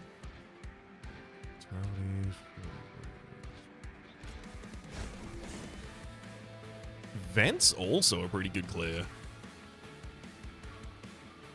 Vent after that? No. I'm trying to find a way where I would be able to hit the Battering Ram on Seraph Eternus this turn, but realistically, that's just not going to happen.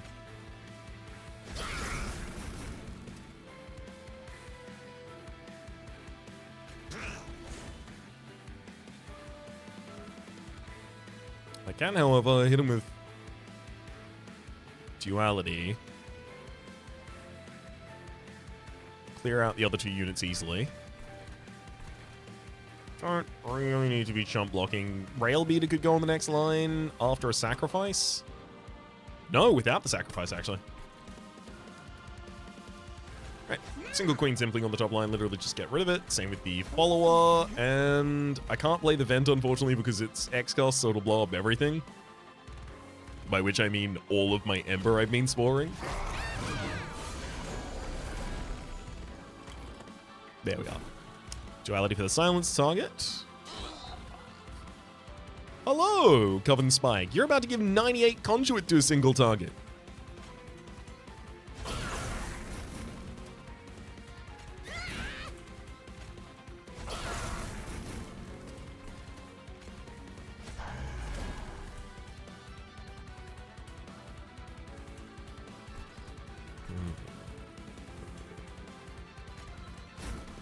Easy overgrowth carapace. Do I now transcend him in order to dupe all of the additional Ember? Yes. So transcend him goes on the top line. And it will repeat every single time the Molten Imp gave me 3 Ember. So I'm now up to 76. 228 with the Coven Spike. Yeah, that'll be useful. Infinite box for a Pyre Chomper for even more, because why not? And yeah, I think truly that's enough. Let's add 248 Conduit to this floor,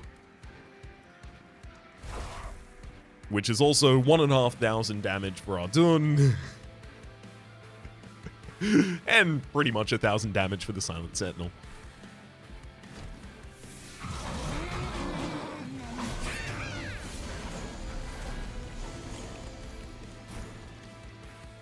So yeah, I strongly suspect this is going to go well for us. The duality is 1,520 damage. I think we might be okay.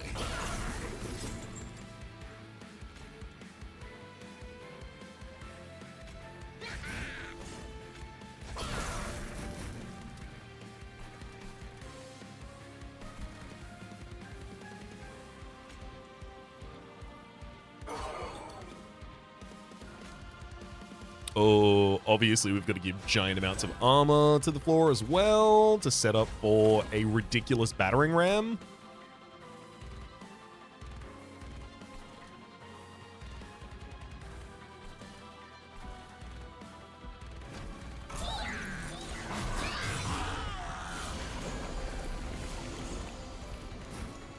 Welcome back to the bottom line. I see that you are here to try and protect a unit. Duality is 1.5 directly to your face at the moment, though. Lunar Priestess can get summoned here, too. Unfortunately, I'm going to have to waste Duality just doing 8 damage, because I need my units not to be silenced, so I can continue the turn. What? You got the equipment, Hef's Hammer, and slew an enemy at the same time, so you gave me a capacity to the floor. That's so useful. Now I can summon the Lunar Priestess, who will be ready for a Moonlit Glaive that will give her thousands of damage. And I can still play the Molten Imp again.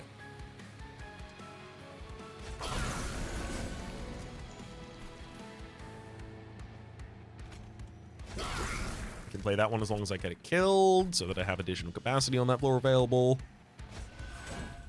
There's all the armor. We're ready to do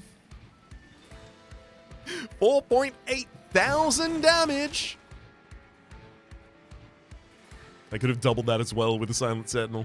Just need to be able to clear out the frontliners first. Of course. Realistically, no, I do not. We are exactly one turn from just doing it au natural style.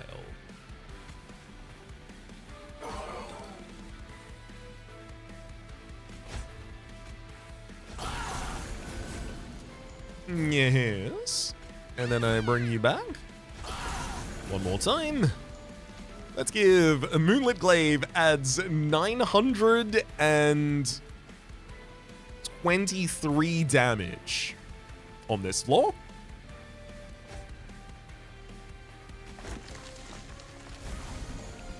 Does pretty well, I'm thinking. Let's unname them. Chat, remove their names.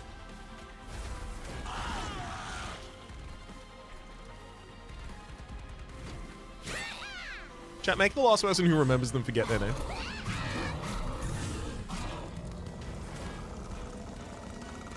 Get him. You know, I suspect this is going to do okay against the Titans.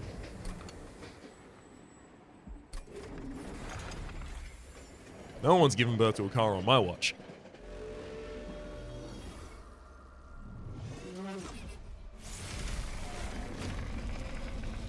Dominion's obviously going to be our main problem, but not much of a real problem, frankly. Yeah.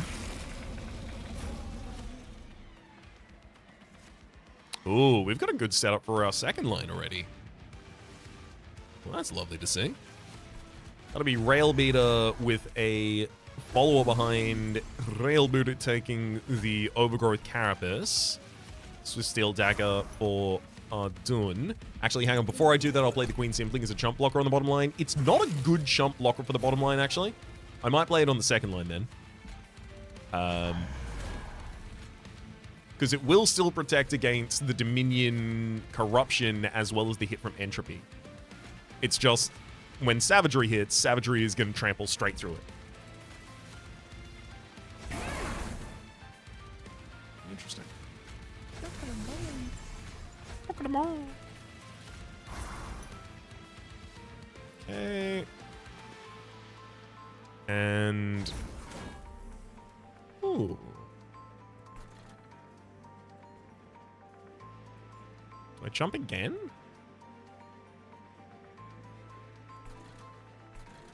Yeah, I'll set up a second jump. Ooh, no. Or do I start holding over Duality? I think I start holding over Duality, actually. Let's get some armor here. And then just throw Duality for 265 damage. Probably to Entropy, I guess.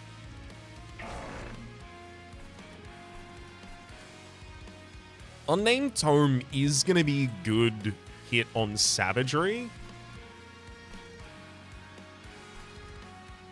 But I think I might wait for the first really aggressive... is it a good hit on Savagery? It just lowers their Loop Multi-Strike. Loop Multi-Strike for them is going to be kind of annoying for this middle line that they will be able to push down. Okay, I'm actually just going to mute you, buddy. I don't want to mute, especially the Dominion on the top line, because then I don't get the Pyrelite out of hand. And again, that's very important. Although I will note, Savagery as a Pyre Heart does a lot of damage. 160 already at this point. That's what a lot of them do after you play a bunch of Pyre Hearts. Perfect. Bottom line is set up for a Molting Imp immediately. Yeah, I suspected this mid line would get the Horned Warrior Howl.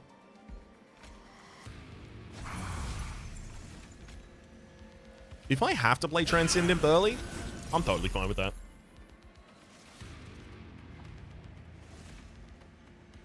I hope I don't have to, though.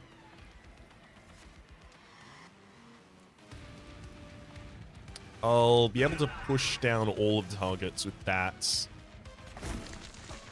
Oh, we got important work! What a hit. What a hit. Oh, we even had to have Sammo. Unfortunately, it didn't manage to kill. Alas. Again, jump blocking on this next floor is not especially good. But Rail Beater is taking 35 damage this turn. Is there anything I can do about that? Not really.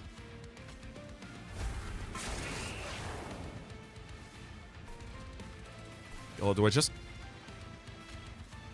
throw away follower and Queen Simpling on the top line, I think? Transcendent would give me a bunch of energy, but realistically, it gives me a bunch of energy and it also draws cards, consume cards from the discard if I wait a cycle so that I get to play some of my other scholars.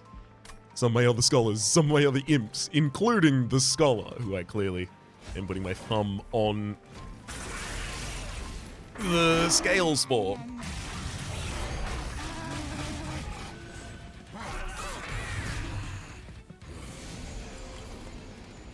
Rage Wing, but it doesn't matter. We protect our backline very effectively. Savage Shackles I will have to get rid of because I am going to be playing Molting Imp. And then I'm going to be killing my Molting Imp. Oh, that's hilarious. It got the Organ Harvester equipment, which meant it had Reanimate. So when I killed it with Important Work, it didn't go back to the top of the deck. It just reanimated.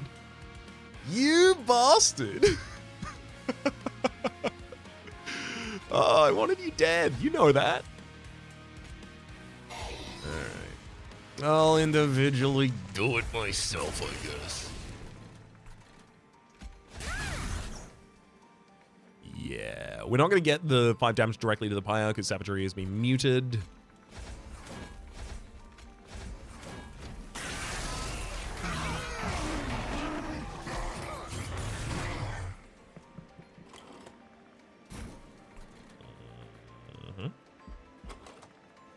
I'd love to draw Lunar Priestess with... Damn it. That would have been the hit that did it. Because now I have to play it again on this line, and even if I do draw it at this point, now I wouldn't be able to use it. Let's try a spell first. No, wait, Versatile Amberstaff, equipment. Bloodthirsty Blade. Perfect. I mean, Phase Blessing is nice, and I do want to heal this lore.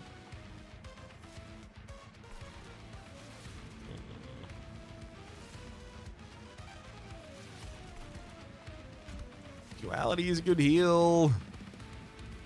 I'm going to try and keep the Rail Beater alive. I really do want you to be able to grow.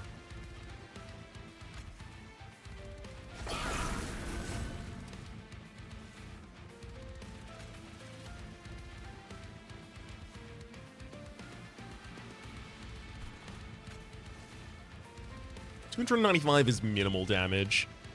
If I had like a giant Coven Spike already played, then I would target the duality elsewhere, but I'll use it for 10 health. Hell, I'll use Celestial Storm. Although I should probably just play both of the... Sorry, Phase Blessing on the next law. I should probably play both of the Celestial Storms down here, though. Good damage.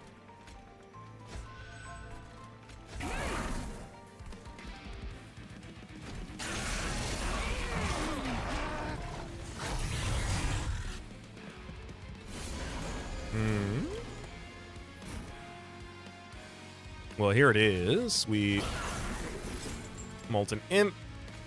Kill the Molten Imp. Bring it back to the top of the hand. Now Lunar Priestess goes in the back line. You gain a Moonblade Glaive. Get rid of the Curse of Entropy. I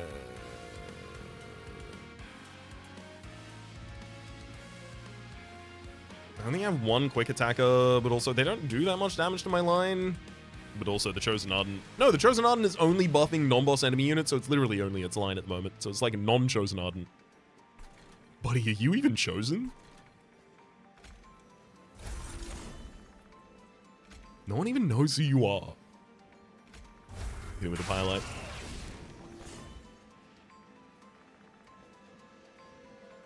Like, I can hit Attuned and Battering Ram. Although Battering Ram gets a lot better later. I suppose I do play Molten Imp on this line.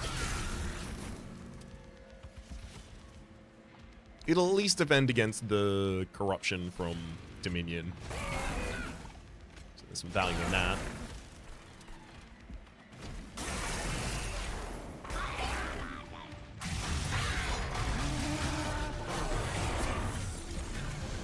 Alright, I've got my Impish Scholar coming up soon? Yeah, there it is.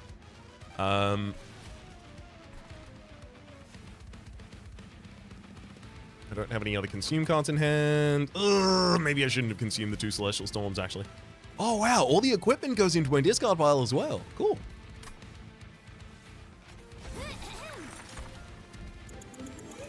That was obviously a mistake. It gives me 2 cards in hand as well as draws a card, so I needed to clear out some stuff first.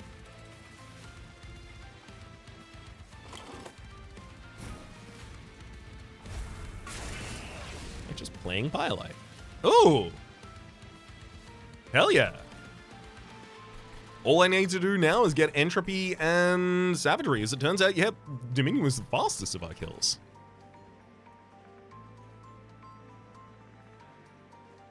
Let's gain the additional armor on the bottom line.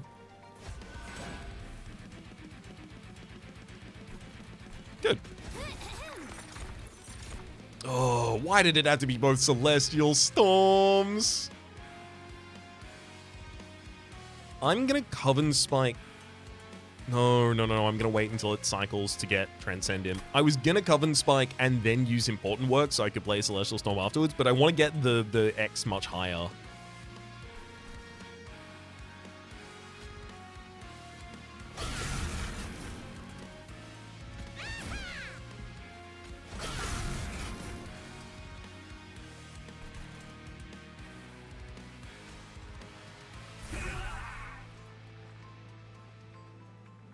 But now I have to wait until I draw Coven Spike after all of that as well, so it's cycling through this deck multiple times. Nope. I'm going to take my 138 and just spike everyone's damage on this bottom line. It's much more realistic.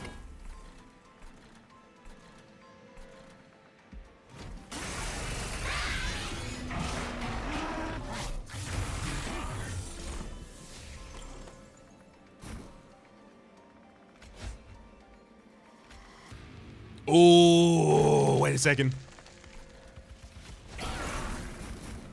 We'll summon you. We're important work here. We'll summon you again. Now, this Transcendent could give me back the Coven Spike as well as all of the Ember that I need to cast it. Dang, didn't. Oh! No, I didn't even get a Welder Helper. Sorry, I got a Welder Helper, rather. I didn't get a Scholar from the box. Oh, what do I do now? I'm only gonna win. Damn it. That was only 54 slays total on Arduin over the course of the entire run. Although, considering the fact that you don't have trample, sweep, spikes, etc., that's still a lot.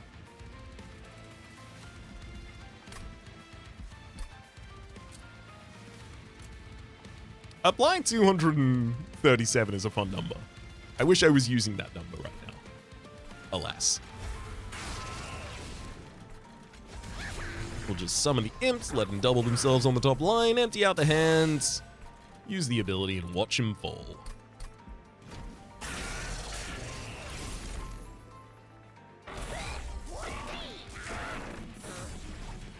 All of these lines, of course, equally contributing to our win.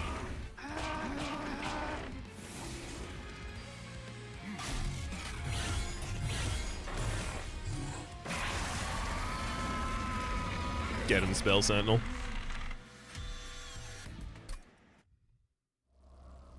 Well, I think that went pretty well.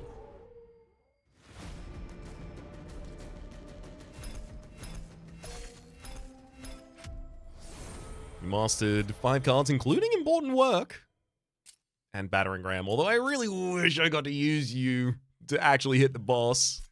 Unfortunately, I would have needed to basically have it 0 cost so that I could play like a giant vent before it or something like that. Hell yeah. Goodbye, little Luna. I will see you soon. The new moon has come, sister. Has your magic waned already? Yes. Unfortunately, you would think after thousands of cycles, one would get used to temporarily losing their magic. I suppose I can't relate. I don't know what wielding magic is like. If I were to describe it, it feels like being in perfect harmony with the stars and moon, as if you're an extension of their light. And when you lose it, it feels like a piece of yourself has gone silent. It's as if your limbs were suddenly bound, and you're left waiting, hoping for the moon to return and lift the weight. That sounds terrible. It is terrible. Which is why I am thankful that you agreed to uphold my duties during this time. Of course. As a silent, it's our duty. We may not wield magic, but our bodies do not wane with the moon like yours. Was there something in particular you needed me to do? Yes, actually. We still know relatively little of the Hellfolk. I need you, brother, to learn their ways. You mean you want me to mingle with them? Yes, exactly. Speak with them. Understand them. If we are to make Hell our new home, we must learn to adapt to the people here. But have you seen them? They're quite strange. And what would I even say to them? I'm not accustomed to casual conversation. You don't have to prepare a speech, brother. Just talk. Who knows? You might even learn to enjoy their company. Now, if you'll excuse me, I must recuperate until the moon returns. I'm still counting on you. Learn their ways. How hard can it be?